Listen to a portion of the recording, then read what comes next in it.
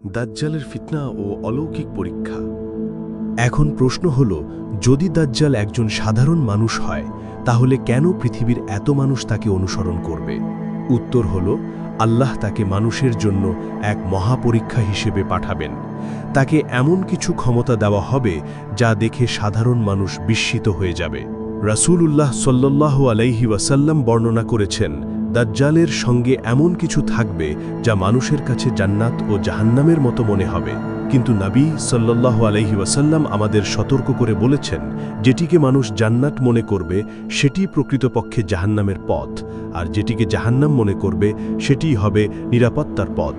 অর্থাৎ দাজ্জাল মানুষের চোখকে ধোঁকা দেবে। তার প্রতারণা এতটাই শক্তিশালী হবে যে মানুষ সত্যকে মিথ্যা এবং মিথ্যাকে সত্য মনে করতে শুরু করবে। এরপর রাসূল সাল্লাল্লাহু আলাইহি ওয়াসাল্লাম আরও বলেছেন, দাজ্জাল এমন একটি জনপদের কাছে যাবে যারা তাকে বিশ্বাস করবে। তখন সে আকাশকে নির্দেশ দেবে, আল্লাহর ইচ্ছায় বৃষ্টি নেমে আসবে, জমিনে প্রচুর ফসল উৎপন্ন হবে, তাদের পশু সম্পদ বেড়ে যাবে, তারা সম্পদে সমৃদ্ধ হয়ে উঠবে। এরপর সে আরেকটি জনপদের কাছে যাবে, কিন্তু তারা তাকে অস্বীকার করবে। তখন তাদের উপর দুর্ভিক্ষ ও কষ্ট নেমে আসবে। এটি হবে মানুষের ঈমানের পরীক্ষা। রাসূল সাল্লাল্লাহু আলাইহি ওয়াসাল্লাম আরও বলেছেন, দাজ্জালের সঙ্গে পাহাড় সমান ধন সম্পদ থাকবে। সে মানুষের লোভকে ব্যবহার করবে। সে বলবে, আমাকে অনুসরণ করো, আমি তোমাদের ধনী বানিয়ে দেব।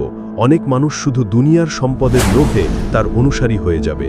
সহিহ হাদিসে আরও এসেছে, দাজ্জাল মানুষের সামনে এমন বিভ্রম সৃষ্টি করবে যা দেখে অনেকেই বিশ্বাস করবে যে সে মৃতকে জীবিত করেছে, কিন্তু প্রকৃতপক্ষে এটি আল্লাহর পক্ষ থেকে একটি পরীক্ষা, যাতে বোঝা যায় কে সত্যিকার অর্থে আল্লাহর উপর বিশ্বাস রাখে এবং কে বাহ্যিক অলৌকিক দৃশ্য দেখে বিভ্রান্ত হয়ে যায়। এই কারণেই রাসূলুল্লাহ সাল্লাল্লাহু আলাইহি ওয়াসাল্লাম বারবার দাজ্জালের ফিতনা থেকে আল্লাহর কাছে আশ্রয় চাইতেন।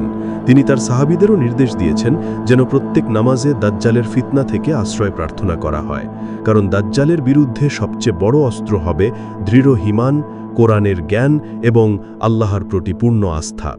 দাজ্জালের ফিতনা সম্পর্কে জানার পর এখন সবচেয়ে গুরুত্বপূর্ণ প্রশ্ন, সে কোথা থেকে আসবে? রাসূলুল্লাহ সাল্লাল্লাহু আলাইহি ওয়াসাল্লামের যুগে একটি ঘটনা ঘটেছিল যা এই বিষয়টিকে আরও গুরুত্বপূর্ণ করে তোলে। একজন সাহাবী তামিম আদ-দারি ইসলাম গ্রহণের আগে একজন ব্যবসায়ী ছিলেন। এক সমুদ্র যাত্রায় প্রবল ঝড়ে তার জাহাজ পথ হারিয়ে একটি অজানা দ্বীপে পৌঁছে যায়। সেখানে তারা প্রথমে একটি অদ্ভুত লোমশ প্রাণীর মুখোমুখি হন। সে তাদের একটি বিশাল ভবনের দিকে যেতে বলে।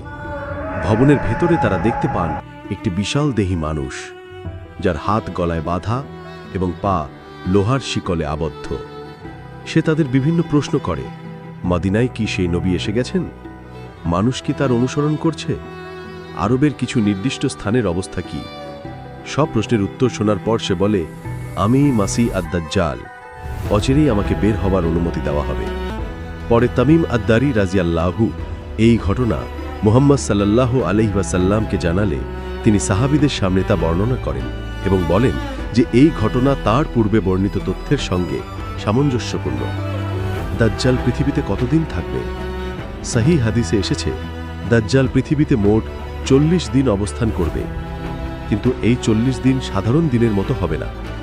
রাসূল সাল্লাল্লাহু আলাইহি ওয়াসাল্লাম বলেছেন, প্রথম দিন হবে 1 বছরের সমান, দ্বিতীয় দিন হবে 1 মাসের সমান, তৃতীয় দিন হবে 1 সপ্তাহের সমান, এর পরের 37 দিন হবে আমাদের পরিচিত স্বাভাবিক দিনের মতো। সাহাবীরা জিজ্ঞাসা করেছিলেন, হে আল্লাহর রাসূল, যদি প্রথম দিন 1 বছরের সমান হয় তাহলে কি একদিনের 5 ওয়াক্ত নামাজই যথেষ্ট হবে? রাসূল উত্তর দিলেন, না, তোমরা সময় হিসাব করে নামাজ আদায় করবে।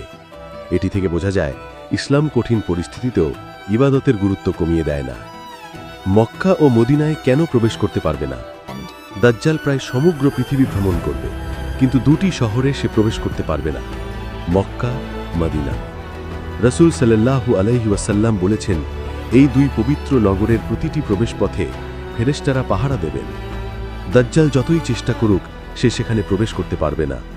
তবে সহিহ হাদিসে আরও এসেছে যে মদিনার উপকণ্ঠে এসে তার উপস্থিতির সময়ে শহরে প্রবল কম্পন অনুভূত হবে এবং যারা অন্তরে মুনাফিক হবে তাদের কেউ কেউ শহর ছেড়ে তার দিকে চলে যাবে, আর প্রকৃত মুমিনরা আল্লাহর ওপর ভরসা রেখে অটল থাকবে।